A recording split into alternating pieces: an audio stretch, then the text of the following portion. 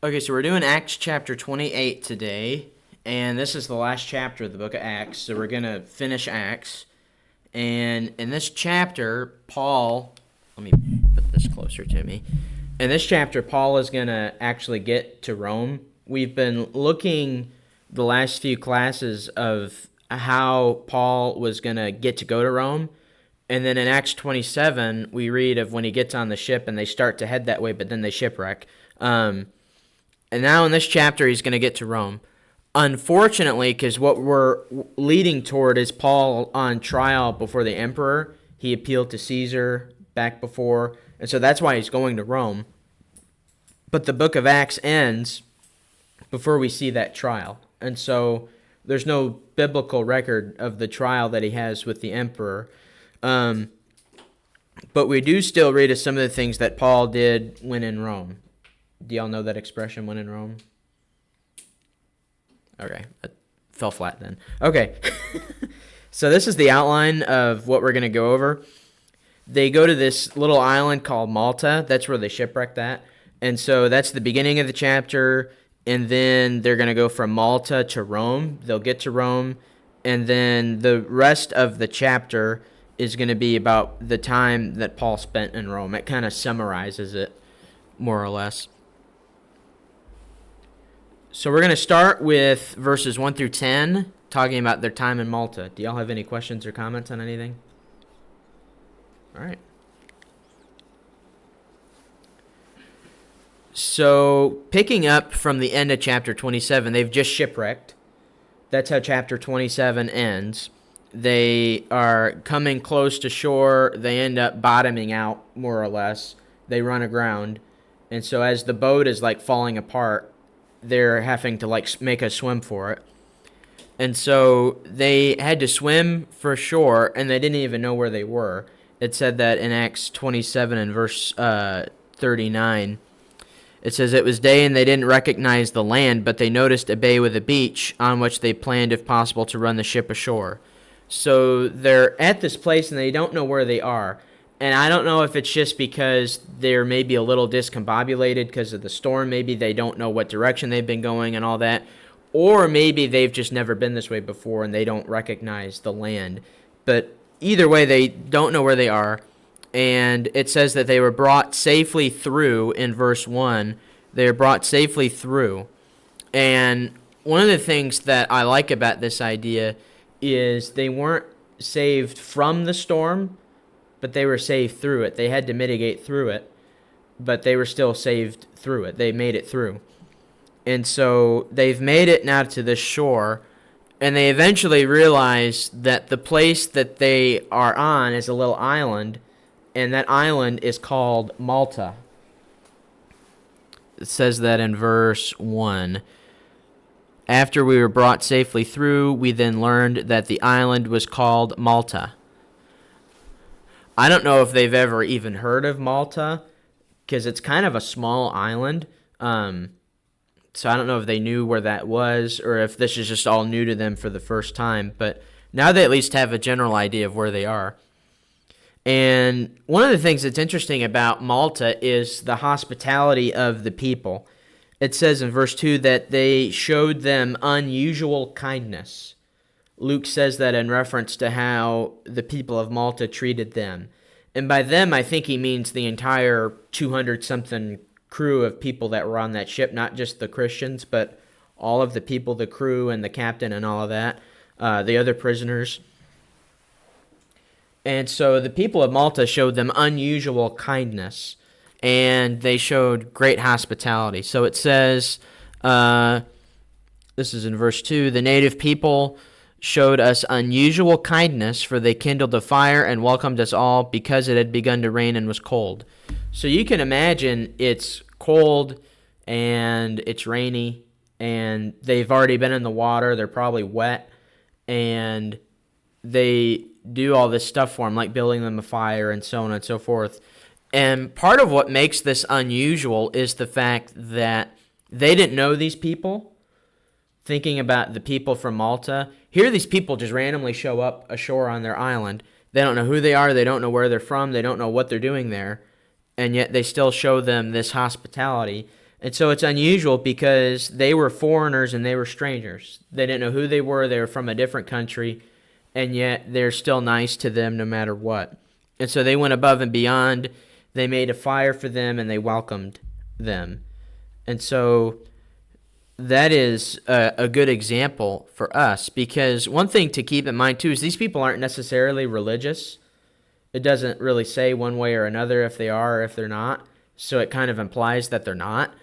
And yet they're still really nice, really hospitable towards the people that were on that boat.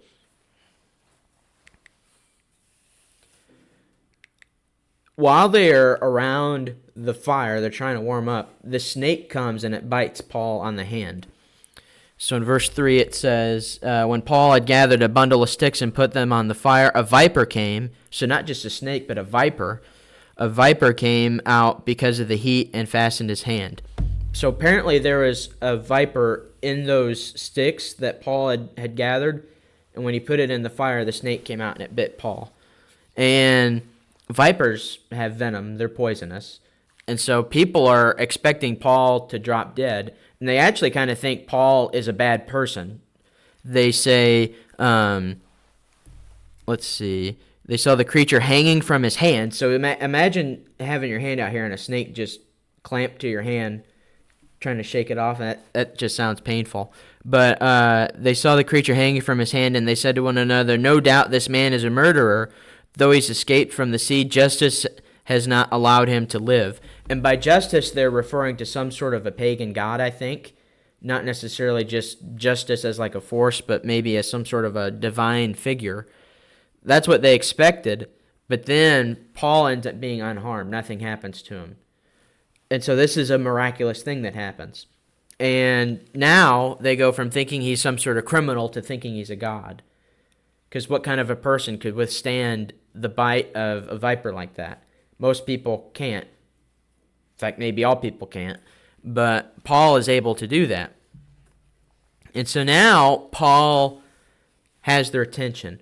One of the things that you see throughout the book of Acts, and you see it throughout the Gospels also, is when you see these sort of miraculous things happen, like getting bitten by a viper and not dying, not even being injured, really, that makes people pay attention to you, because that's sort of a miraculous thing that happens. That gives you credibility for the things that you're going to say and that you're going to do. And he's actually going to end up getting more credibility because, as we continue on, Paul healed a lot of people while he was on this island. We know that Paul, as an apostle, he had the ability to do that. And so he started by healing the father of what they called the chief man on the island. So I don't know what kind of office he had, but he's like the most important guy. He's their leader. And his father is also very important. It's possible, thinking about how things worked back then, that he might even be the former chief of the island, and now maybe his son has taken over. And Paul heals this guy. It's the chief man of the island, and his name is Publius. And it says he received us and entertained us hospitably. That's a hard one to say. For 3 days. And so Paul heals this guy. It's the father of the chief man of the island. Obviously, people are going to hear about that because he's the chief man in the island. And after this, many more people came, and they get cured of their ailments as well. And so Paul ends up healing a lot of people while he's there. And because of that, they end up building some credibility there among the people. And the people like him. They treat him really well, more so even than before. And it ends up saying, and this is as they're leaving the island, they spend the winter there, so they spend a few months there, and as they're leaving, it says, they also honored us greatly, and when we were about to sail, they put on board whatever we needed. So as they're leaving, they honored them greatly during their time there. And so this just shows you more and more the hospitality of the people of Malta, especially more so after Paul healed their diseases and things. So they end up reciprocating some of the positivity that Paul gave them. And evidently, Paul and the brethren who were there left quite an impact on Malta, on that island. Um, Malta still exists today, and if you look it up on Google, you'll find it. It's a small island. It's just south of Italy, which is where they're heading, which is where Rome is, and it's north off of the coast of Libya. Libya is a country in Africa. It's like the northernmost tip of Africa, and so it's kind of in between those two continents. And it's interesting because we don't have necessarily anything written down about anyone there becoming Christians. But we know that Paul had a big impact on them because of how they treated them. And today, according to data, this is from the European Union, Malta is 90% Christian. Out of the people that live on that island, 90% of them are Christian in some way, shape, or form. The vast majority of them, I think, are Roman Catholic. But still, there's a lot of them there that are Christian in some form, even though they're Catholic. And that's probably a lasting legacy of when Paul was there. And there's actually a place you can go and look at. It's supposedly the place where they came to shore after they shipwrecked. That place today is known as St. Paul's Bay. And I have a picture of it here. That's the island to the left. And to the right is St. Paul's Bay. That's like a big tourist place that you can go to today. It's probably really nice there. I mean, it looks nice. Yeah. The water looks really nice, and that is supposedly where they shipwrecked and where they swam to shore. So that place evidently has been preserved, and they kind of know where it happened at. So any questions or comments on any of that? So they leave Malta, and it mentions that they're hitching a ride on an Alexandrian ship. Because, remember, their ship got destroyed. They shipwrecked. And so they hitch a ride on this other ship because they still have to get to Rome somehow. And so they hitch a ride on this ship. And it mentions that the ship had the twin gods on the front of the ship. Some versions might say twin brothers. These are supposed pagan gods. My Bible has a footnote where it says the twin gods as a figurehead. It says that is the Greek gods Castor and Pollux. So they are twin. In Greek mythology, they're the twin sons of one of the Greek gods. I don't remember which one off the top of my head. But these twin gods are on the front of the ship kind of as a decoration, more or less. And so they're on their way now to Rome. They've spent the winter there, and now they're back on their way. And they make a few stops. It mentions that they put in at Syracuse, and they stayed there for 3 days, and they arrived at Rhegium, and then eventually they come to this place called Puteoli. That just sounds Italian, doesn't it? Puteoli. You can tell they're getting closer to where they're supposed to go. And there at Puteoli, they found Christians there. I think it specifically says they found brothers there. In my version, it says they found brothers. Those are Christians. And it mentions that they stayed there for 7 days.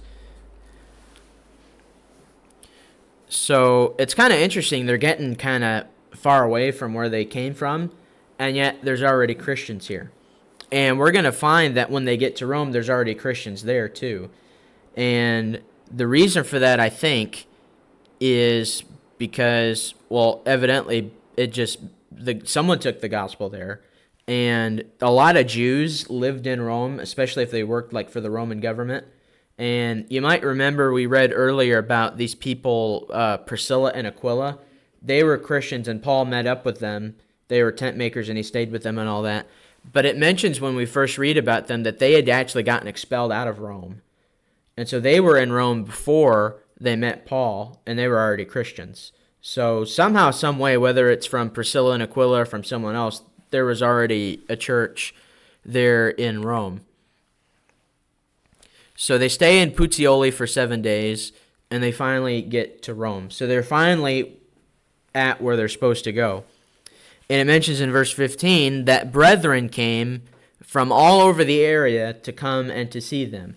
You can imagine someone like Paul, even though they haven't assumably haven't met him. They probably at least had an idea of who he was, because he had quite a reputation and he had been place to place to place. And you can imagine some of those disciples that he made in these different parts of the world, they might have eventually migrated to Rome, and they might have met up with each other and said, oh, you know Paul, I met him at this place. Oh, you knew Paul, I met him at this place, and so on. So there's brethren there from all over the area who come and see Paul and them. And it's interesting because usually when Paul goes to a new place, he's making disciples there and he's starting congregations of the church there. But when he gets to Rome, that's already been taken care of. He can obviously make more disciples there, but there's already a church there. There's already Christians there. That's not how it usually happens. And so this is probably an unusual thing for Paul. And in fact, one thing that's interesting to think about is because we know if you keep going after the book of Acts, the very next book of the Bible is the book of Romans. The book of Romans is a letter that Paul writes to the church at Rome. And the timeline is kind of iffy because you don't know for sure because it's just so long ago. But most people assume that Paul had already written to the church at Rome before this had happened. And so probably Paul had already written to the church at Rome. It mentions that he wrote to them. I don't know if I could find that off the top of my head. But Paul probably is writing to the Roman church during that time that he was in Corinth for like a year and a half. And he mentions in the book of Romans too that he wants to come see them. He mentions that several times. In fact, in the first chapter of Romans, he says, this is starting in verse 8 of chapter 1 of Romans. He says, "First, I thank my God through Jesus Christ for all of you, because your faith is proclaimed in all the world. For God is my witness, whom I serve with my spirit in the gospel of his Son, that without ceasing I mention you always in my prayers, asking that somehow, by God's will, I may now at last succeed in coming to you. For I long to see you, that I may impart to you some spiritual gift to strengthen you, that is, that we may be mutually encouraged by each other's faith, both yours and mine." And so when he writes to the church at Rome, he hadn't been there yet. Now he's there. So the church at Rome knows who Paul is because he's written to them, apparently, already. Any questions on any of that? So now we'll see a little bit of the stuff that Paul does in Rome. Obviously, not everything, but it's kind of more or less a summary of his time there, at least the beginning of his time. So it's interesting, we see him in Rome starting in verse 17, and one of the first things that he does is he meets with the Jewish leaders who are there. Notice it's not even necessarily Christians, but it's the Jewish leaders that were there at Rome that he meets with. And you need to remember the whole reason that he's in Rome in the first place. It's because he's going on this trial because of the Jewish leaders in Jerusalem who wanted to kill him. And so the Jewish leaders are the reason he's there, and yet now he's meeting with the Jewish leaders that are there in Rome. And what I assume is happening is he wanted to talk to them before the Jews from Jerusalem would have come and spoke ill of him. I don't know if they came or not for this trial. It probably would have been pretty difficult for them. But Paul comes and he just more or less fills them in on what is happening and why he's there. And it's kind of funny. He might have thought that maybe they knew he was coming. There might have been some sort of correspondence, but evidently there wasn't any, because as it turns out, they hadn't heard anything about him. So let me read you a little bit of this interaction that he has with him. It says, let's see. I'll start in verse 18, or actually verse 17. It says, "After 3 days he called together the local leaders of the Jews, and when they had gathered, he said to them, 'Brothers,'" notice he addresses them as brothers because he's a Jew like they are, at least ethnically he is, "Brothers, though I had done nothing against our people," you see again he kind of clumps himself in with them, "or the customs of our fathers, yet I was delivered as a prisoner from Jerusalem into the hands of the Romans. When they had examined me, they wished to set me at liberty because there was no reason for the death penalty in my case." In other words, hey, I'm innocent here. This is verse 19. But because the Jews objected, I was compelled to appeal to Caesar, though I had no charge to bring against my nation. For this reason, therefore, I have asked to see you and speak with you, since it's because of the hope of Israel that I'm wearing this chain. And they said to him, We have received no letters from Judea about you, and none of the brothers coming here has reported or spoken any evil about you. But we desire to hear from you that what your views are, for with regard to this sect, we know that everywhere it is spoken against. So as it turns out, they don't know anything about Paul. They don't know anything about his case. They don't know anything. And so now Paul kind of gets an opportunity to start from scratch, which he hasn't had when it comes to preaching to the Jews. He hasn't had much of an opportunity for that. They know about what they call the sect, which is Christianity, but they don't know much about him. So he kind of has a fresh slate, more or less, to start with. And his main point to them remains the same as it has the entire time. He's pointed this out when he was on trial in Jerusalem. He's pointed it out several times when he was on trial in Caesarea, and now he points it out to them here, is that he's being persecuted because of the hope of Israel. They have the same hope that Paul has, only the difference is Paul knows that the hope that he has is fulfilled in Jesus. The Jews don't believe that. They still have that hope, but they don't believe that Jesus is the fulfillment of it. So Paul is establishing this common ground with them in terms of the hope that he has. And so he's making this connection with them. And like I read, the Jews desire to hear more about Paul and this sect. And a sect is just a section of a particular kind of faith. A lot of the Jews thought of Christianity as a sect from Judaism, but really it's totally different. And we kind of understand that now. But it was so new back then, they didn't necessarily understand that. And so as we go on, Paul preached to the Jews, and it mentions that they came to hear him in great numbers. To their credit, they were interested in what Paul had to say, and so a lot of people came to hear him. And I don't know if maybe they knew a little bit of his background. Maybe they knew that he was a Pharisee beforehand. Maybe they knew that he trained under the Rabbi Gamaliel. Gamaliel had a pretty good reputation among the Jewish brethren. Point withstanding, they came and heard him in great numbers. A lot of people came. And keep in mind, Paul, it mentions that he is allowed to stay by himself. So he's more or less under house arrest. He can't go anywhere, but people can come to him. And so people come and they hear him in great numbers. And he spoke from morning until evening. Paul had the gift of gab, apparently, because he talked all day and talking about all these things. And what we see that he talked about is the kingdom of God. The Jews understood that there was going to be a kingdom that was coming. That was part of the prophecies that they were looking forward to. The idea of there being a kingdom and the idea that there would be a king, a son of David, who would sit on the throne forever. We know that Jesus is the fulfillment of that, and the church is the fulfillment of God's kingdom. But they don't know that, obviously, and so Paul is telling them that.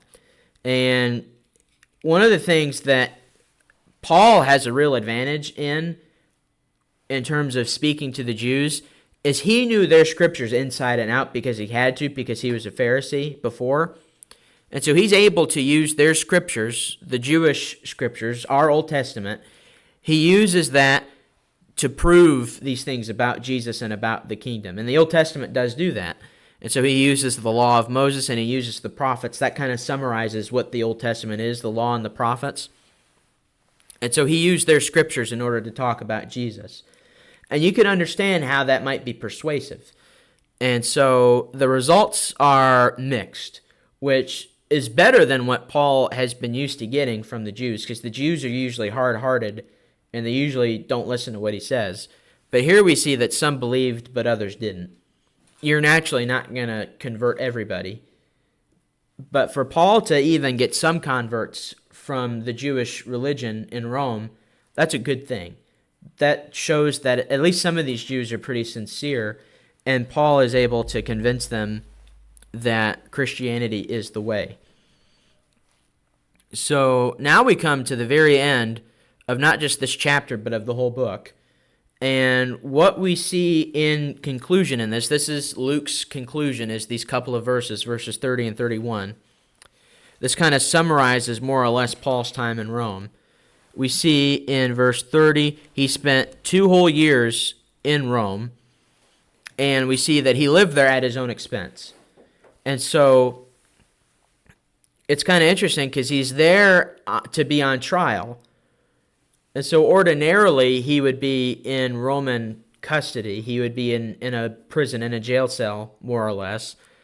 But because he's living at his own expense, and I don't know if he's paying for it out of his own pocket or if he has support from the church or what have you, but this kept him to be able to be under house arrest and not in a Roman prison. And he had a lot more freedom to be under house arrest. People could come and see him. People could come and visit him. People could come and provide needs that Paul had. And he's got more freedom than if he was in a Roman prison, in a jail cell. And so that's more or less why I think he's living at his own expense. And it mentions that he welcomed all who came to him. This is inclusive in the sense that anyone who came, Paul welcomed them. Whether they were Jewish, whether they were Christians, whether they were pagan, doesn't matter. Paul welcomed all of them. He was hospitable. Probably some of that hospitality that he had seen in Malta rubbed off on him a little bit. And so he welcomed all who came to him. Didn't matter. He didn't turn anyone away. And it mentions also that he spoke about Jesus boldly and without hindrance. And it's interesting to say that he did this without hindrance because he's imprisoned. He's under house arrest, so he has a little bit of liberty, but he can't leave. He can't go and find people and preach to them. He can't go to like the city square where there's a ton of people. He can't go to the synagogue there in Rome and preach Jesus. People have to come to him, but that doesn't stop him from doing so. He still spoke boldly and without hindrance about Jesus. And I think that says something good about Paul. So with the time we have left, we're going to look at some takeaways, one from the chapter and then later from the whole book of Acts. So this is the takeaways from the chapter, from Acts 28. So despite Paul's circumstances, and they're not great, really, Paul kept a positive attitude. You could see if someone went through the things that he's went through, like, being arrested, not being able to leave custody, getting shipwrecked before that. You can understand someone might be down in the dumps about that, but Paul doesn't let that hinder him. He doesn't get distracted from his mission, and his mission is the same, really, as all of our mission, is to preach the gospel to every creature. That's what Jesus told his disciples in Mark 16 and 15. And not only was he not distracted, but he spoke boldly and without hindrance. So he's just carrying on business as usual with this. And he's finally in Rome, and unfortunately we don't read about the trial, but we know a little bit about his time there, and we have some books in our Bible that actually come from when Paul was in Rome. There is the book of Ephesians, the book of Philippians, the book of Colossians, and the book of Philemon. Those 4 books are called the prison letters of Paul, and they're called that because he wrote them from Rome while he was in prison, while he was under house arrest. So his time in Rome was quite productive because we know he made disciples there, and we have these letters in our Bibles that are from that time period, and they're great letters if you read through them. Now let's talk about takeaways from the book of Acts. So this is summarizing all of the 19 lessons that we've went through, more or less. So if you had to summarize the book of Acts in one sentence, how would you summarize it? Well, there's like a lot of teaching Yeah, and traveling. a lot of traveling. Yeah, And the gospel. spreading the gospel. Braden, you awake? Yeah, well, If you had to summarize the book of Acts in like one sentence, how would you summarize it? It'd be like, it's just like Paul's journey. Yeah. Most people summarize it in this way. It's the spread of Christianity in the early stages, in the first century specifically. And the first half of it is following Peter, mostly. It follows a few other people, but it's mostly Peter. The second half of it follows Paul, and there's all the traveling and all of that happens. It starts, if you remember back in chapter 1, it starts with Jesus ascending to heaven. That was a long time ago. But it starts with his ascension, and it goes all the way to the end, and several decades have passed during what we've read through these 28 chapters. There's probably 20 or 30 years that have went by. And with those decades, as the time has gone by, many souls have been added to the church, and in fact, we've seen the church actually established in this book. And we see that souls are still being added today, and so the mission has continued on, and the book of Acts is just the very beginning of it. And then there are a lot of things that we can learn from the book of Acts, and that I hope we have learned.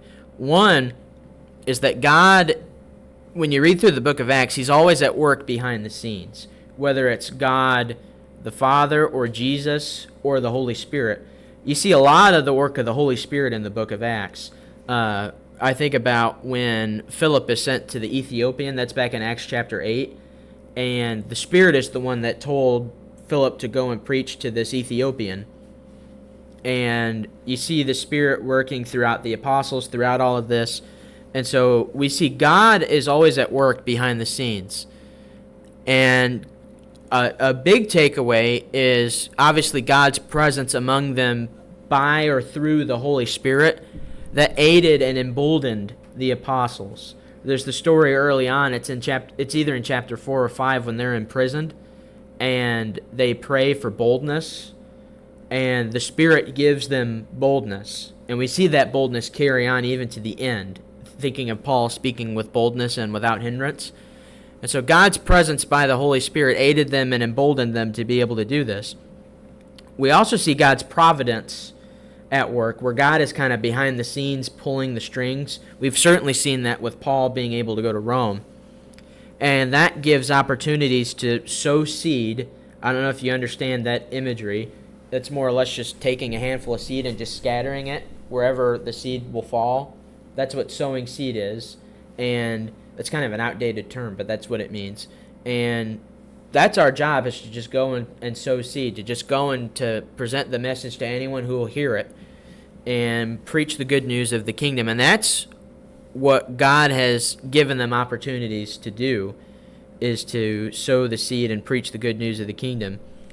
And we see that God strengthens them through the persecution that they have endured. Some of them have been killed, like we saw Stephen get killed. We saw James get killed. We saw them get imprisoned. We saw Paul almost get killed. He got stoned and left for dead at Lystra. And God continued to strengthen them through the persecution. So God being at work behind the scenes is a big takeaway from the book of Acts, if not maybe the big takeaway. Another thing we can learn is the idea of following the pattern.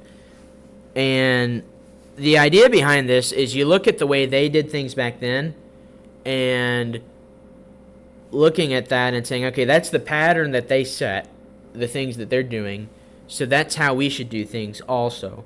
And you think about, if God approved of how they were doing things back then, if we did it the same way, then God would approve of us doing it. It's kind of a simple idea. And this is true in a lot of different ways. It's true about our worship. That's why we don't use instruments. Partially is they didn't do it, that's the pattern they set, and so we continue that pattern. There's more reasons behind that, but that's one of the reasons. Also pertains to our teachings. We're teaching the same things that they taught, pertaining to Jesus and the gospel and the kingdom and so on and so forth. And how one becomes a Christian, how one is converted to be in Christ. We see throughout the book of Acts, there's a lot of conversions in Acts, and all of them, without exception, are culminated in baptism. It starts with belief, and then it ends with baptism. That's the end point of our conversion, is when we're baptized. And so following the pattern is another important aspect that we can learn from Acts. And then finally, we see that the gospel, which is the good news of Jesus, that he died, he was buried, and he was raised from the dead, the gospel and salvation, being saved, that is available for all people. This wasn't always a sure thing. We think of it today and we know that it's a sure thing, but it wasn't necessarily back then, because there were some people who thought you had to be Jewish in order to become a Christian. And so they would teach, in order to become a Christian, you had to become a Jew first, you had to be circumcised, you had to follow the law, then you can become a Christian. But that's not how it works. You can go from non-believer to believer without that middle portion there. And so it's no longer exclusive to the Jews like they thought of it being under the Old Testament. Gentiles are now included in this.